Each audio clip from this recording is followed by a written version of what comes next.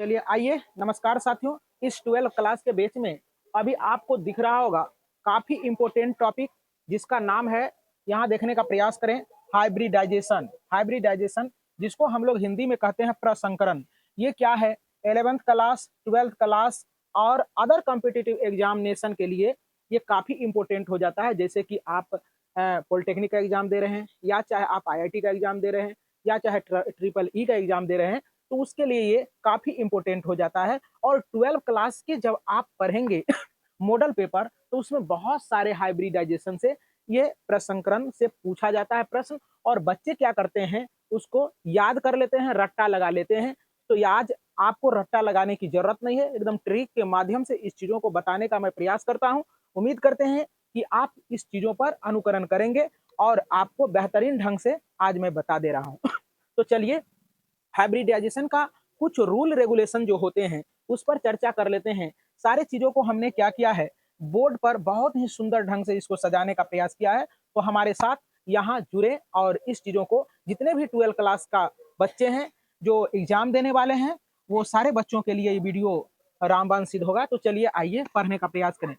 सूत्र है ये, जेड बराबर क्या होता है, total valence electron divided by 2 और 8। ये कहने का मतलब है कि जब कोई भी कंपाउंड दिया रहेगा, तो उसको कब हम 8 से डिवाइड करेंगे और कब उसे हम 2 से डिवाइड करेंगे, यही चीज यहाँ बताया गया है। जब किसी भी कंपाउंड का वैलेंसी यानी प्रत्येक अणु का आपको क्या करना है, वैलेंसी यानी वैलेंस इलेक्ट्रॉन को क्या करना है, ऐड कर देना है। और इसके बाद यदि उस कंपाउंड में हाइड्रोजन दिख रहा है, तो आप क्या करेंगे, उसको 2 से डिवाइड करेंगे। अदर अदर एलिमेंट लिखा हुआ है, यदि हाइड्रोजन के छोड़कर कोई भी अदर एलिमेंट्स आता है, तो उसे 8 से डिवाइड करेंगे। तो उम्मीद करते हैं कि आपको ये चीज समझ में आया होगा। तो चलिए आइए अब देखते हैं नोट। कहता है, यदि किसी यौगिक में हाइड्रोजन हो, तो प्रत्येक अणु के बाहरी कोश में उपस्थित इलेक्ट्रॉन को जोड़कर, यहाँ ओ कार्ड होगा, जोड़कर 2 से भाग दिया जाता है। लेकिन हाइड्रोजन को छोड़कर दूसरा अणु हो, तो उसे 8 से भागा दिया जाता है। अगर शेष बचे तो उसे फिर 2 से भाग दिया जाता है। यदि आयनिक कंपाउंड हो, तो धनात्मक आयन पॉजिटिव आयन के लिए जितने आयन दिया रहेगा, जितना आयन उस पर रहेगा, +2 चार्ज रहेगा, तो आप 2 को घटा देंगे। यदि -2 रहेगा, तो 2 को जोड़ देना है। अब देखो जरा सा, पता इसके बाद आपको याद रखना है। क्या याद रखनी है, यहाँ देखने का प्रयास करेंगे। 2 के लिए sp लिखेंगे, 2 के लिए sp लिखेंगे, 3 के लिए sp2 लिखेंगे, और 4 के लिए sp3 लिखेंगे, 5 के लिए sp3 और d लिखेंगे, 6 के लिए sp3 और d2 लिखेंगे, और 7 के लिए sp3 और d3 लिखेंगे। अब कुछ बच्चे को दिमाग में ये होगा कि सर ये याद कैसे होगा, तो चलो देखने का प्रयास करें। अब मैं इस चीजों को एक्सप्लेन कर दे रहा हूं, यहाँ देखने का प्रयास। एक रहेगा तो एस पी लिखेंगे, क्या लिखेंगे, एस पी लिखेंगे। सॉरी, एक के लिए नहीं, 2 के लिए 2 से स्टार्ट करेंगे। और 3 रहेगा तो एस पी, यहाँ एगो पी है, तो यहाँ क्या लिखेंगे, 2। अगर 4 है, 4 के लिए तो यहाँ लिखेंगे, 4 के लिए आप लिखेंगे क्या, 4 के लिए लिखेंगे sp3 लिखेंगे। तो इससे हमें पता चल गया कि कोई भी हाइब्रिडाइजेशन आएगा, कोई भी हाइब्रिडाइजेशन, तो s का वैल्यू जो है ना, एक ही रहता है उस कंपाउंड में। पता चल गया। एक यहाँ भी देख रहे हैं कि एक है, यहाँ भी देख रहे हैं एक है, यहाँ भी देख रहे हैं एक एस है। लेकिन क्या है, पी बढ़ता चला जा रहा है। लेकिन पी कहां तक बढ़ता गया, केवल 3 तक बढ़ता गया। बात समझ में आ रहा होगा। अब जरा सा देखो, जैसे 5 आएगा, तो यहाँ देखो एस तो रहेगा जस का तस, और पी क्या 3 रहेगा, है ना। अब कूदेगा कौन, अब डी आएगा। तो इसका मतलब है, इससे हम ये भी पता कर लिए कि पी जो है ना, अधिक से अधिक 3 तक रह सकता है। कितने, 3 तक, है ना। इसमें देखो पी कितना था अधिकतम, 3 तक, और एस कितना है, 1 के तक, है ना। अब जरा सा देखो 6 के लिए हम लोग क्या लिखेंगे, sp3 और d2, है ना। अब देखो जरा सा 7 के लिए हम लोग लिखेंगे sp3 और d3। तो उम्मीद करते हैं कि आपको समझ में आया होगा। डी कितना, किसी भी कंपाउंड का जब हाइब्रिडाइजेशन निकालेंगे, प्रसंकरण निकालेंगे, तो अधिक से अधिक एस कितना रहेगा, एक, और अधिक शक्ति पी पी कितना रहेगा 3, और डी कितना रहेगा 3 रहेगा। इतना समझ में आ गया। चलिए अब चलते हैं हम कंपाउंड की दौर में। अब चले आएंगे यहाँ छोटे बोर्ड पर आएंगे, और ये सारा अगर आप सीख लेते हैं तो मैं उम्मीद करता हूं कि आपसे कोई भी बोर्ड एग्जामिनेशन में या कोई भी कॉम्पिटिटिव एग्जाम में आपसे प्रश्न छूटने वाला नहीं है। तो बारी बारी से हम सारे प्रश्नों को करने का प्रयास करता हूं और आप देखने का प्रयास करेंगे। जैसे पहले जाना पहचाना चीज लेते हैं, हाइड्रोजन सॉरी जल लेते हैं। क्या लेते हैं? जल। सीखने का प्रयास करेंगे सारे बच्चे। तो जल H2O होता है। क्या होता है? H2O। अब जरा सा देखो, तो हाइड्रोजन का जो होता है वैलेंसी कितना होता है? एक होता है। एक होता है, लेकिन यहाँ दो गो हाइड्रोजन है, तो क्या हो जाएगा? एक गुना दो, दो हो जाएगा।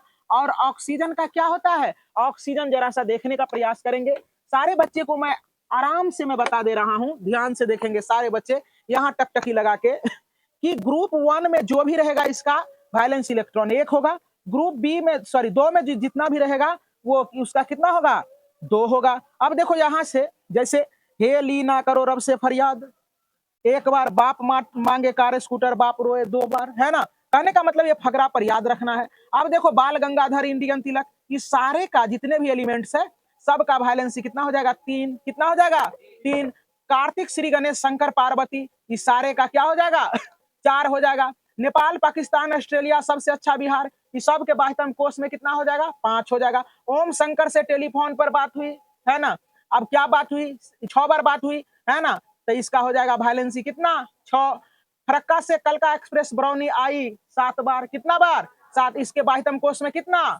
7। अब कहता है हेना आकर जाना रे, हेना आकर जाना रे, या ये 8 बार आया 8 बार गया, इसलिए इसका वैलेंसी 8, या कहेंगे 0, या कहेंगे 0, है ना। तो यहाँ लेकिन यहाँ बनाने के क्रम में हमें 8 देना है। तो उम्मीद करते हैं कि ये समझ में आ रहा होगा। और यहाँ बच्चे जितने भी बैठे हैं वो टकटकी लगा के देखने का प्रयास करेंगे, लाइट भी नहीं है। अब देखो ऑक्सीजन का कितना होता है? 6। कितना होता है? 6।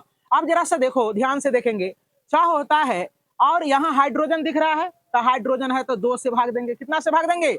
अब देखो 2 का 2, अच्छा 8, 8 बटे क्या हो जाएगा? 2, कट के कितना हो गया? 4। अब 4 के लिए देखो क्या होता है? sp3। क्या होता है? sp3 क्या हो जाएगा इसका? अब देखो यहाँ लिख देंगे H2O का प्रसंकरण क्या हो जाएगा? sp3। उम्मीद करते हैं कि समझ में आया होगा। तो चलिए आइए, आपको पता चल गया होगा कि जल का हाइब्रिडाइजेशन अगर पूछे तो अब आप रट्टा नहीं लगाओगे, जल का sp3 क्या किए। अब जरा सा देखो, हम आते हैं प्रश्न संख्या 1 पर। ये तो 2 नंबर का था, 1 नंबर का करने का प्रयास करें। यहाँ क्या है? NH3। सारे बच्चे यहाँ देखेंगे ध्यान से। नाइट्रोजन किस फैमिली का है? देखो यहाँ 5, नेपाल, पाकिस्तान, ऑस्ट्रेलिया, सबसे अच्छा बिहार, मतलब कि 5 प्लस हाइड्रोजन 3 गो। कितना? हाइड्रोजन 3 गो, तो एक होता है तो 3 से गुना कर देंगे 3 हाइड्रोजन के लिए। अब परिवार में क्या है? हाइड्रोजन, तो 2 से भागा देंगे, तो 3 5 8, 8 बटे 2 कट के कितना हो गया? 4। तो इसका भी हाइब्रिडाइजेशन क्या हो जाएगा? sp3 चेक करो गूगल से, है ना। इसका भी चेक करो, है ना। अब जरा सा आगे चलेंगे। अब जरा सा देखो H2 कार्बन, H2S का देखो जरा सा, हाइड्रोजन हेली ना करो रब से फरियाद, एक बार, है ना रे, तो 1 गुना 2 तो 2 हो जाएगा। अब प्लस सल्फर, सल्फर किसके? ऑक्सीजन वाला। ओम शंकर से टेलीफोन पर बात हुई, इसके बाह्यतम कोष में 6। कितना रे? 6 होता है। क्या होता है? 6 होता है। भागा देंगे 2 से, तो क्या हो जाएगा? 6 2 8, तो 4, 4 के लिए क्या होता है? sp3। देखते चले जाओ, देखो, है ना। अब जरा सा देखो, देखिए ना। तो चलो अब देखो जरा सा, अब 4 नंबर का कर लेते हैं, ये 3 होगा, है ना। अब देखो जरा सा, ये कार्बन डाइऑक्साइड, ध्यान से देखेंगे अब बच्चे, थोड़ा सा अलग हो गया। कार्बन किस समूह का है? इसके बाह्यतम कोष में कार्बन, ये जो है ना, इसके बाह्यतम कोष में 4, और इसके बाद ऑक्सीजन 6 होता है। इसके बाह्यतम कोष में 2 गो है, तो 2 से गुना कर देंगे, अब बटे क्या हो जाएगा? अब देखो यहाँ हाइड्रोजन नहीं है तो 8 से भागा देंगे। कितना से? 8 से, तो 4, 6 दूना 12, 4, 16 बटे 8, 8 का 8, 8 दूना 16। इसका प्रसंकरण क्या होगा? 2 के लिए sp प्रसंकरण होगा। सीख रहा है कि नहीं सीख रहा है? अब जरा सा देखो 5 नंबर में चलेंगे। 5 नंबर में क्या है? क्या है? SO2। तो देखो यस किसके है? इसी के ग्रुप का है यस भी। जरा सा देखने का प्रयास करें। इसके बाह्यतम कोष में भी 6 होता है और इसके बाह्यतम कोष में 6 होता है, लेकिन 2 है तो 2 से भागा देंगे। हाइड्रोजन नहीं है तो 8 से भागा देंगे। 6 दूना 12 8, 6 दूना 12 6, 18 बटे क्या हो जाएगा? 8। अब देखो 18 है तो क्या करेंगे? देखो जरा ध्यान से। तो 8 दूना 16, 8 दूना 16, 18 था। देखो 6 हो गया और इसके बाद 6 दूना 12, 12 होगा ना 6 इसके बाद आइटम कोष में। तो 6 दूना 12, 12 6 18, 8 का 8, 8 दूना 16, कितना बचेगा? 2। कितना बचेगा? 2। 8 दूना 16, 8 दूना 16, 8 दूना 16, 2 बार में कट गया और शेष कितना बचेगा? 2 बचेगा शेष। अब उसको शेष बच जाए 2 तो उसको 2 से भागा देना है। तो दुक्का 2, 2 तो 2 1 3। तो इसका हाइब्रिडाइजेशन कितना हो गया? sp2। यहाँ कुछ बच्चे को समझ में नहीं आया होगा, है ना? क्या समझ में आया? क्या है ना? यहाँ कैसे हुआ ये समझ में नहीं आया होगा। देखो 8 से भागा देंगे, 8 से भागा देंगे तो 8 का खोरा में तो क्या होता है? 18 तो होता नहीं है। 8 दूना 16, 16 लगाए, 16 लगाए तो उधर बच गया कितना? 2। अब जो शेष बच जाता है शेष को 2 से भागा दिया जाता है। तो फिर 2 से 8 दूना 16, 2 तो कंप्लीट हो गया और शेष है 2, 2 से भागा देंगे तो एक बार में कटेगा। फिर दोनों को जोड़ देंगे। क्या करेंगे? जोड़ देंगे। तो 2 1 3, 3 का sp2। अब चलो जरा सा देखने का प्रयास करें। यहाँ आ जाते हैं और सब बच्चे ये देखिए 11th क्लास में जब कोई भी बच्चे पढ़ते हैं तो 11th क्लास में ऑर्बिटल के आधार पर इसको बनाया जाता है, लेकिन अभी जो बच्चे 12th क्लास में एग्जाम दे रहे हैं उसके लिए ये रामबाण सिद्ध होगा और जरा सा समझने का प्रयास करेंगे। आगे चलते हैं। कितना नंबर होगा यार? 6 नंबर। क्या है बोलो तो? 6 नंबर में SO4 आयन भी है क्या? चलो क्या है आयन?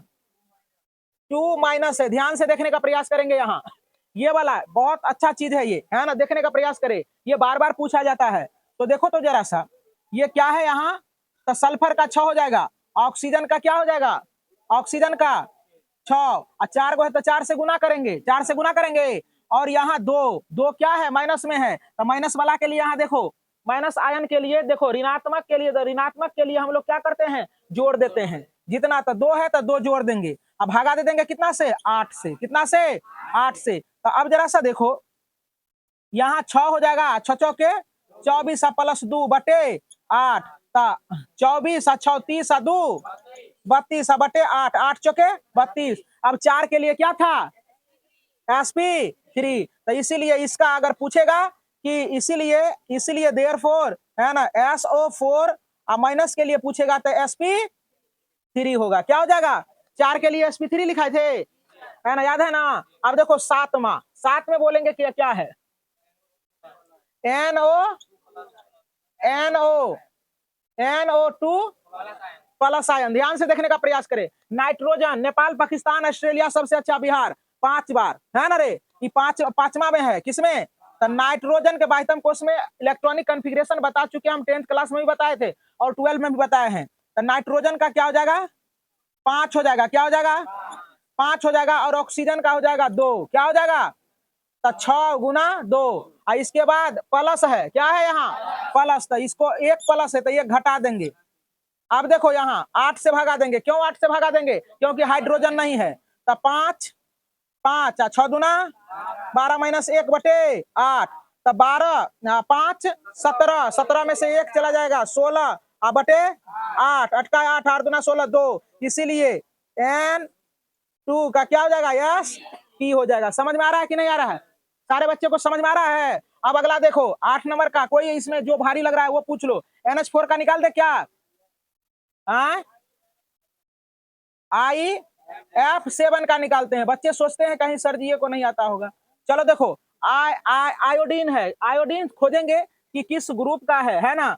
समझ में आ रहा ना? तो ये देखो फरक्का से कल का एक्सप्रेस ब्राउनी आई 7 बार, 7 बार, है ना? तो इसका 7 हो जाएगा। और फरक्का इसी ग्रुप का F है ना? तो इसका क्या हो जाएगा? 7 गुना 7 बटे 8। तो 7 सते 49, 49 बटे 8 दोनों को जोड़ेंगे 9 7 16 56 बटे 8, 8 का 8, 8 7 56, 7 के लिए क्या लिखते हैं? तो IF7 का क्या हो जाएगा?